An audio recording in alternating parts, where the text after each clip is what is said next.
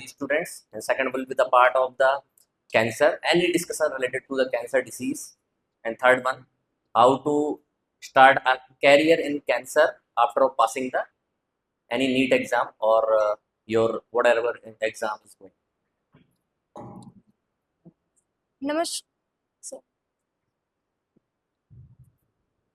नमस्कार। ऊपर करो, ऊपर बटन होगा ना।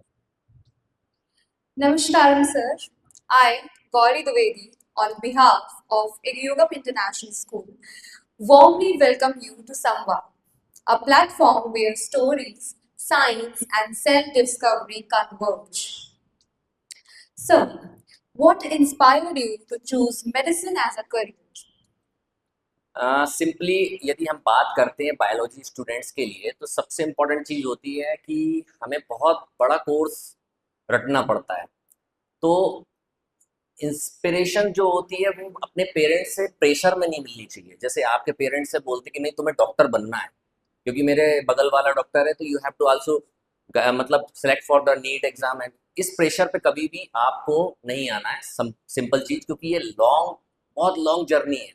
It's about for the 15 years, क्योंकि लगभग एमबीबीएस में 5.5 year, then you have to pursue your MS, it is about for the again 3 years, and then any super speciality examination, and then again it is for the 3 years. और फिर जब आप career में आते हैं तो ऐसा नहीं कि आप निकले और तुरंत सारी चीज़ें करने लगते हैं।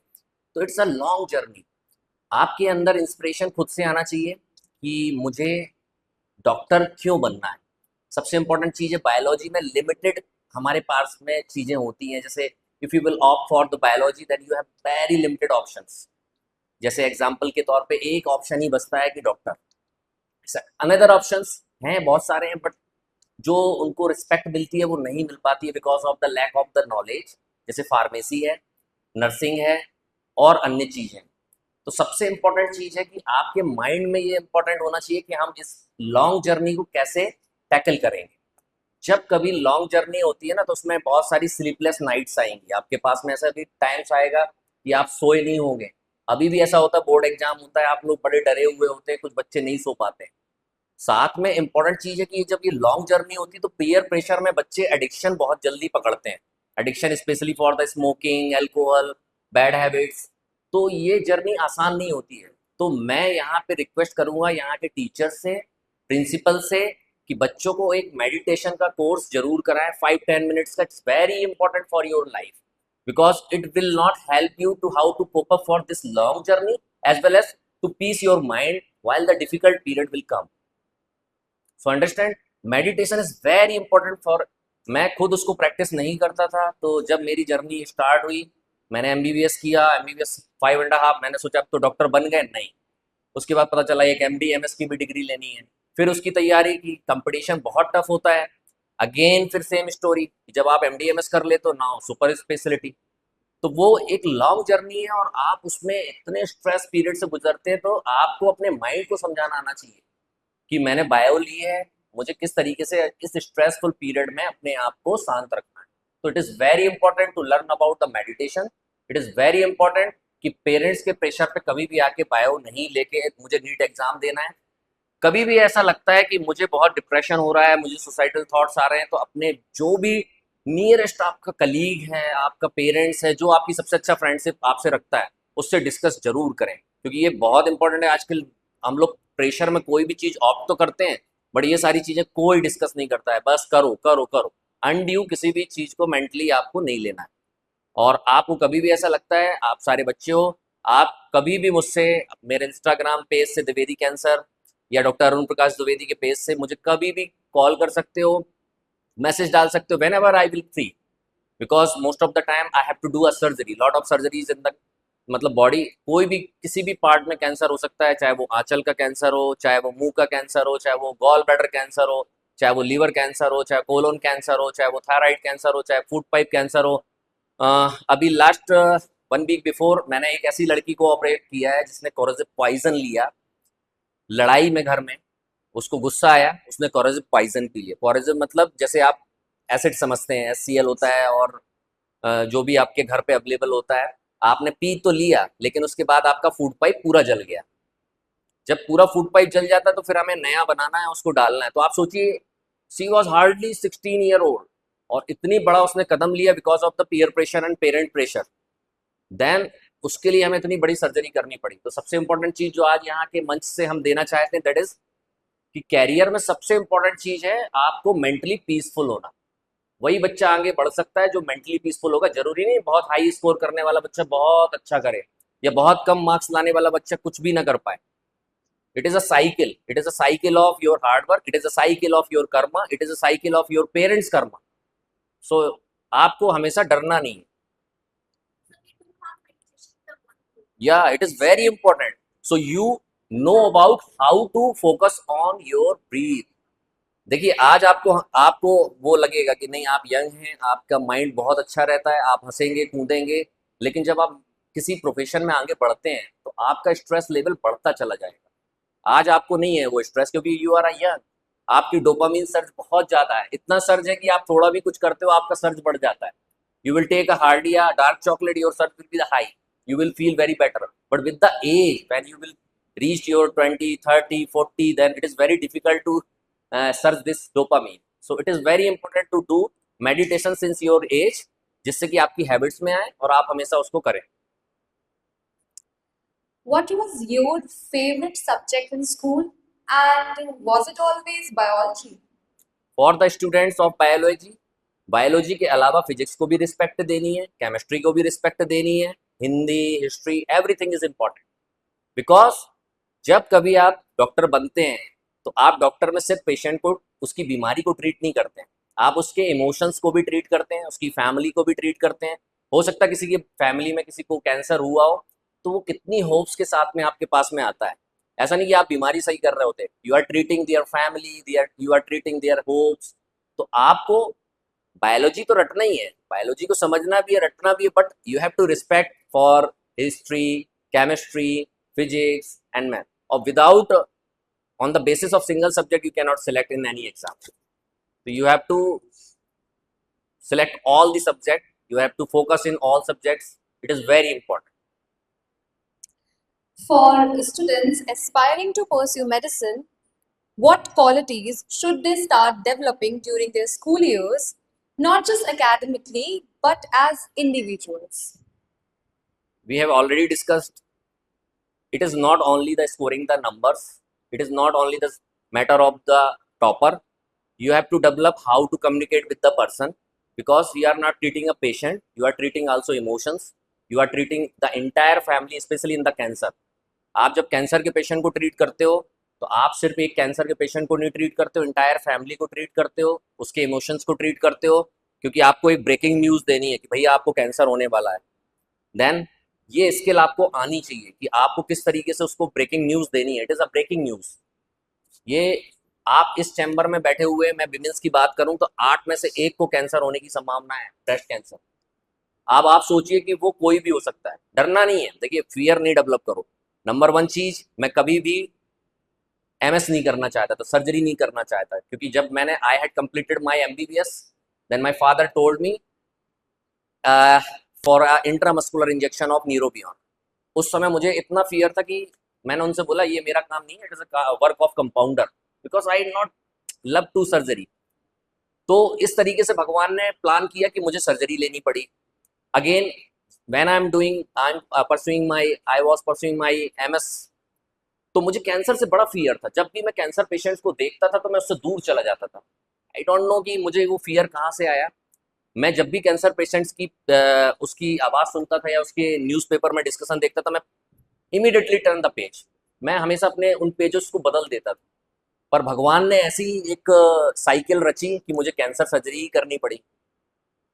पहले बहुत बुरा लगा, 3 महीने 4 महीने जब मैंने देखा कि बहुत सारे पेशेंट ऐसे हैं जो कि हमेशा मिजरी में रहते हैं, तो बहुत दुख होता था। फिर मैंने एक साइंस देखी, मैंने एक बच्चा रोता हुआ आया, उसने मुझसे ये बोला मेरे पापा को 2 साल लाइफ दो। तो पता नहीं with the god grace in CA gall bladder we hardly get the life of 6 month, but उनके फादर को मैं 2 साल दे पाया। उस दिन मुझे एहसास हुआ कि वो बच्चा मुझसे 2 साल मांग रहा था, वो आज मैंने उसको 2 साल दिए। Many incidents happened many of time, एक इंसिडेंस ऐसा है जिसमें कि एक पेरेंट्स को अपनी लड़की की शादी करनी है और 1 महीना बचा है, he is in the terminal stage, stage 4। और उन्होंने मुझे पता नहीं कैसे चूज किया, मैं उनका 3 साल से ट्रीट कर रहा था, लड़की की शादी है 1 महीने के बाद, और वो बड़े रिलेक्टेंट थे अपने ट्रीटमेंट के लिए। रिलेक्टेंट मीन्स आते थे नहीं आते थे। जब वो महीने में आए मेरे पास लास्ट टाइम में, मैंने उसकी लड़की को देखा तो मेरे अंदर एक प्रकार से इमोशंस तो आते ही हैं, बट आपको इमोशंस को एक तरफ रखना है। You have to ideally focus on your treatment, not for in the emotions. तो अल्टीमेटली मैंने ट्रीटमेंट स्टार्ट किया, पर मैं उसे लाइफ नहीं दे पाया। सॉरी टू से, मैं उसको 1 महीना भी नहीं दे पाया जो मैंने उसे 3 साल दिए थे।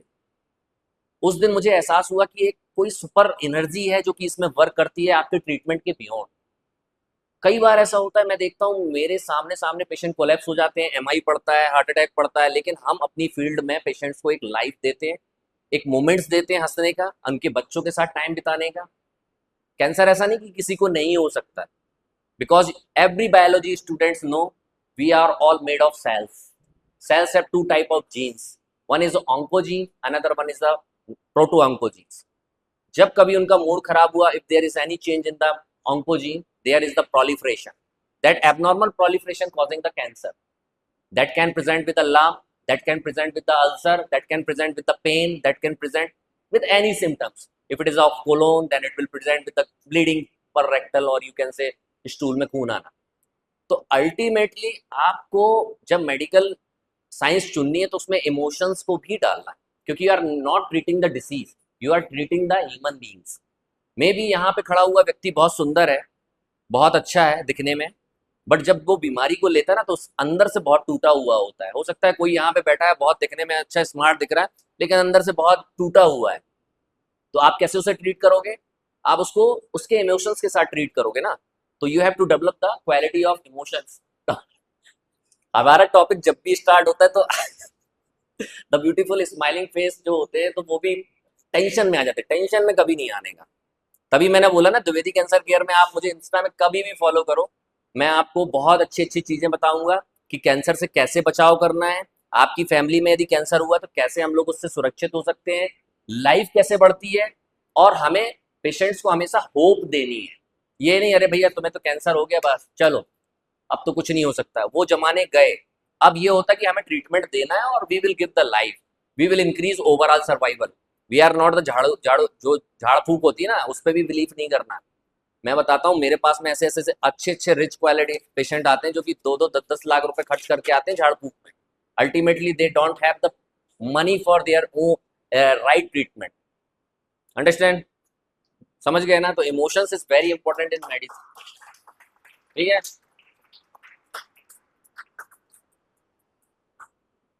So, you have specialized in surgical oncology after MBBS and MS.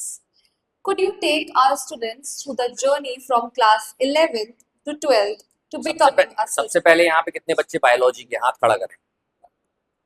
बहुत कम है यार बच्चे, बाकी सब मैथ के हैं क्या? विचार बेचारों को मैं फालतू डरा रहा हूँ जबरदस्ती, बेचारे मैथ स्टूडेंट को और 9th 10th के। देखो, जब कभी प्रोग्राम कोई भी बनाओ तो पहले आपकी पॉपुलेशन कौन सी है वो इंपॉर्टेंट है। जैसे मैडम ने जो प्रोग्राम बनाया, it will fail because the students of biology is not there. Who will tell? The madam will say something what I am saying, उसमें कुछ डिस्टॉर्शन तो आएगा ना। They will not deliver the exact message to the my biology students. So it is very important, if the program is related to the medicine or it is related to the cancer, then biology students should be present here. It is my humble request, because for the math student I am unnecessarily giving the lecture. I don't want to give a long lecture to my mathematics student. Okay, so biology students के लिए very tough 5 year का आपका MBBS है, लेकिन घबराना नहीं। यदि आपने उसको सेलेक्ट किया है, नहीं मुझे तो डॉक्टर बनना है, बोलोगे कि मैंने आज डॉक्टर अरुण प्रकाश द्विवेदी से मिली हूँ या मिला हूँ तो मेरे को अंदर से लगा है कि मैं डॉक्टर बनना चाहता हूँ, तो आपको अपने अंदर से 5.5 साल के लिए एक हिम्मत जुटानी है। उससे पहले एक नीट जैसा बड़ा टफ एग्जाम देना है। फिर इसके बाद जब आप MBBS कर लेते हो तो MS और MCH के प्रोग्राम्स के लिए भी आपको आगे बढ़ना है। ठीक है? Understand? Sir, oncology is a field that deals with both medical complexity and emotionally difficult situations. How do doctors maintain empathy and emotional strength while caring for patients? देखिए, जब कभी पेशेंट आता है तो ट्रीटमेंट के अलावा हमें इमोशंस तो आते ही है। देखिए, इमोशन लेस डॉक्टर कभी अच्छा नहीं होता। सिंपल सी बात है कि कई बार ऐसा भी होता है कि मेरा एक दिन बहुत अच्छा गुजरता है। आज मेरे पास में ये वुमन आई, मैंने इसे 4 साल पहले ब्रेस्ट सर्जरी की थी, she is surviving, very happy. Cervical cancer है, मतलब बच्चेदानी मुंह के नीचे का कैंसर है, मैंने उसको ऑपरेट किया है, वो मेरे पास में आ रही है बढ़िया चलते हुए, आई एम वेरी हैप्पी। कभी कभी ऐसा होता है कि मैंने किसी फीमेल को ट्रीट किया है फॉर देयर ओवेरियन कैंसर, 8 साल पहले हमने ट्रीटमेंट दिया था, वो हमसे मिलने आ रही है, I am very happy. For female patient specially I am very happy because वो एक माँ का भी रोल प्ले कर रही होती है, एक बाहर भी रोल प्ले कर रही होती है, बहुत सारे रोल प्ले कर रही होती है। स्पेशली गायनी कैंसर्स में रिजल्ट भी बहुत अच्छे हैं। नो डाउट ब्रेस्ट कैंसर यदि आप अर्ली पकड़ लेते हो, अर्ली मतलब मटर के दाने के साइज का, बहुत अच्छे रिजल्ट्स हैं। Similarly for the cervical cancer और यूट्रस कैंसर, उसके भी रिजल्ट बहुत मैजिकल हैं। आजकल लाइफ 10-10 15-15 साल मिल जाती है। ओवरी कैंसर में थोड़े से कम है बट अच्छे हैं। तो यहाँ पे मैं एक क्वेश्चन पूछूंगा, how many girls have been vaccinated for human papilloma virus? Raise your hand, because vaccine will not choose biology student, it will also choose the mathematics student. So raise your hand. तो मैं इस podcast से एक request करता हूं और आज ये मैसेज देके जाता हूं। ये पॉडकास्ट मेरे लिए कोई इंपॉर्टेंट नहीं रखता है। सिमिलरली, क्योंकि ईश्वर की कृपा से I am doing lot of surgery and lot of I am seeing lot of patients. My aim is to cancer awareness, my aim is to cancer screening. क्यों जरूरी है? क्योंकि वेस्टर्न कल्चर में कोई भी पेशेंट लेट स्टेज में नहीं आता, सेकंड स्टेज और फर्स्ट स्टेज। यहाँ पे इंडिया में ये हालत है कि बहुत पढ़े लिखे फीमेल ब्रेस्ट लम्प के साथ आती हैं जो कि स्किन को पकड़ चुका होता है। बहुत सारी फीमेल्स ऐसे आती हैं जो फाउल स्मेलिंग डिस्चार्ज, जिसको हम जैसे ही उनको पर वेजाइनल एग्जामिनेशन करने जाते हैं, फाउल स्मेलिंग डिस्चार्ज से पूरा स्टाफ घबरा जाता है। Similarly CA ovary usually present होते हैं टेंस एब्डोमेन के साथ, क्योंकि इनिशियल सिम्पटम इज ब्लोटिंग।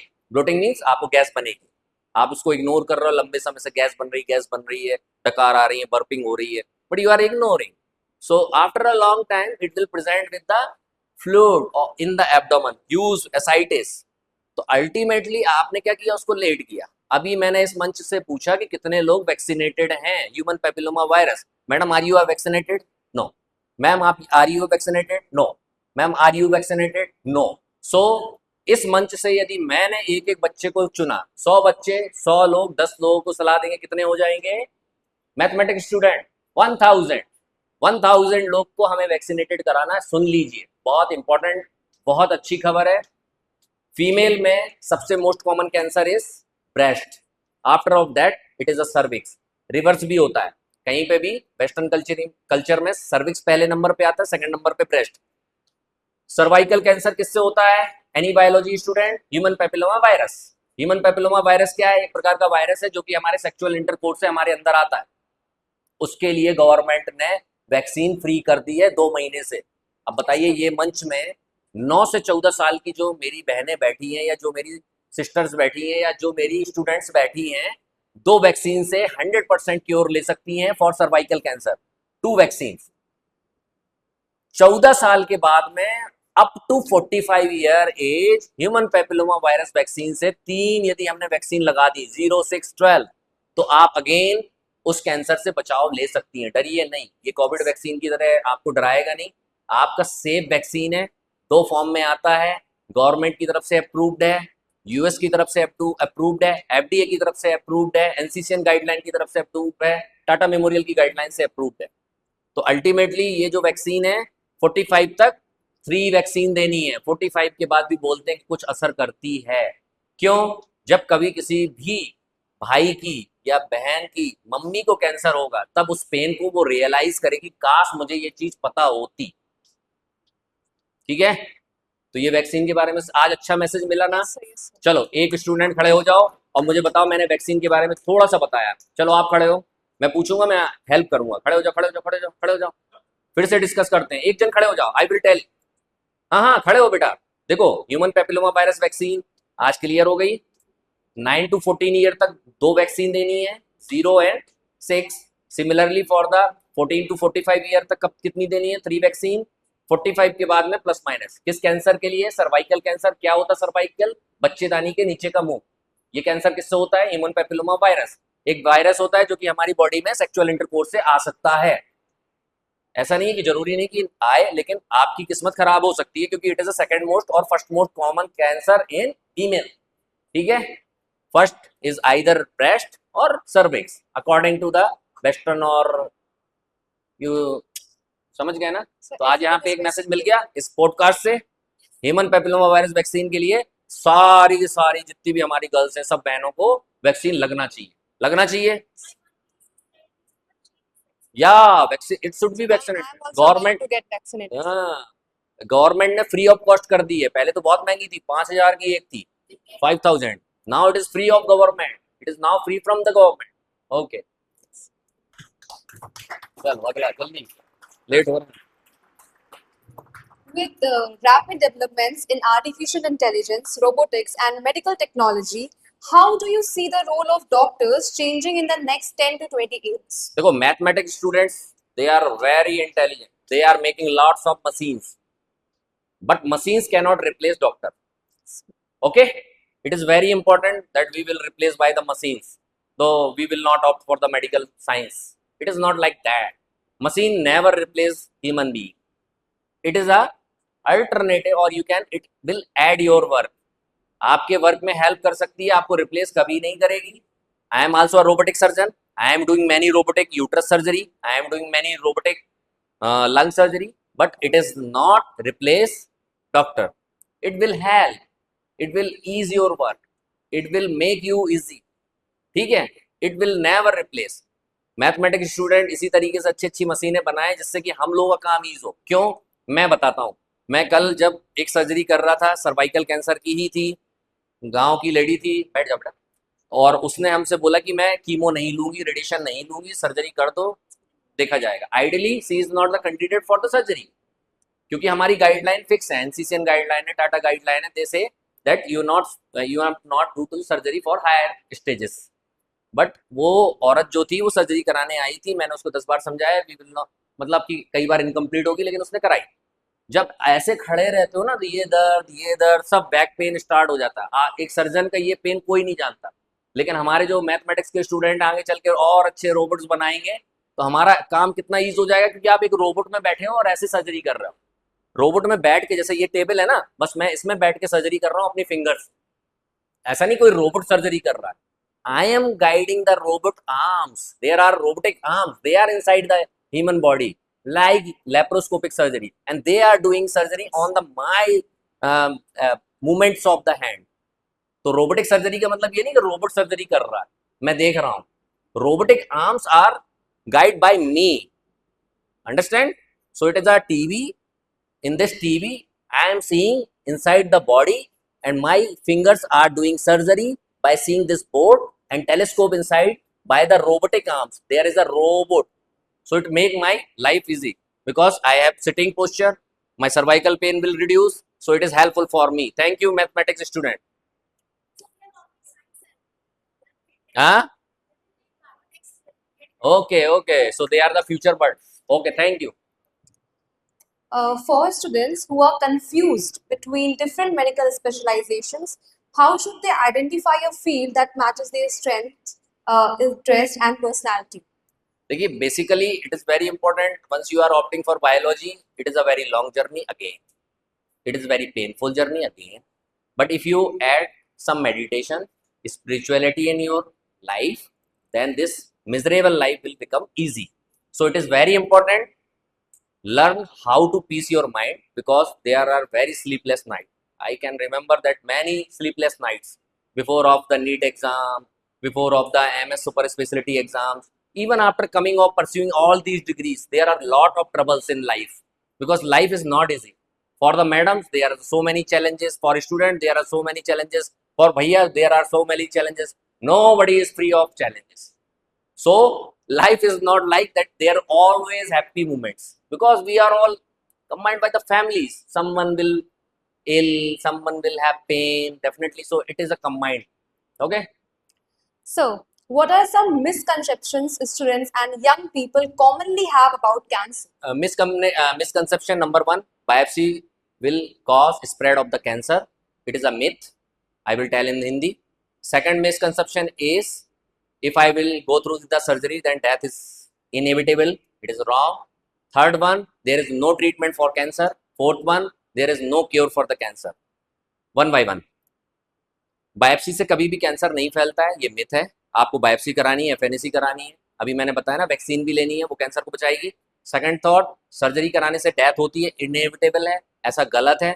मैं लगभग 1000 कैंसर, ओरल कैंसर सर्जरी कर चुका हूँ। आज ईश्वर की कृपा से मेरे लगभग 200-300 पेशेंट मुझसे आज भी मिलने आते हैं। 700 लॉस्ट द फॉलोअप, मुझे नहीं पता वो कहाँ पर हैं, लेकिन जो मिलने आते हैं 8 साल से हैं, कोई 10 साल से हैं। बहुत सारी मेरी माताएं बहनें हैं जो कि ब्रेस्ट कैंसर से मैंने ऑपरेट किए हैं। ब्रेस्ट कैंसर के बहुत अच्छे रिजल्ट है। I don't know, last stage वाला भी पेशेंट मुझसे मिलने आ रहा 8 साल 10 साल से। इसी प्रकार से जो सर्वाइकल कैंसर है, जो जल्दी आती हैं उनकी लाइफ बहुत अच्छी रहती है, जो लेट आती हैं वो कहीं ना कहीं यूरेटर पेशाब की नली से परेशान रहती हैं। तो अल्टीमेटली आपको कैंसर में इंपॉर्टेंट है कि you have to diagnose early, you have to opt for screening. Screening का मतलब है कैंसर को कैंसर होने से पहले पकड़ लेना, जो कि डिफिकल्ट है अभी इंडिया में, क्योंकि हम लोग इंडिया में अभी अपने नॉर्मल ट्रीटमेंट के लिए फाइट कर रहे हैं। नॉर्मल ट्रीटमेंट क्या होता है कि भाई जैसे मान लो किसी को फीवर हुआ, उसी में ही अभी हम लोग सोचते हैं 10 बार जाने के लिए डॉक्टर को। तो हम लोग को एक अपना हेल्थ इंश्योर करना है, हर व्यक्ति को। गवर्नमेंट स्कीम्स है, आयुष्मान जो ले सकता वो ले, हेल्थ स्कीम से इंश्योर कराओ, फैमिली को कराओ, पापा को कराओ, प्रेशर करो पापा को कि आज इंश्योरेंस लो। वो initially it is cost of 6000 7000, then it will pay. Okay, thank you very much, I love you all. और मैं फ्यूचर में होप करता हूँ कि आप लोग इसी तरीके से आगे बढ़ेंगे और अच्छी अच्छी मशीन में।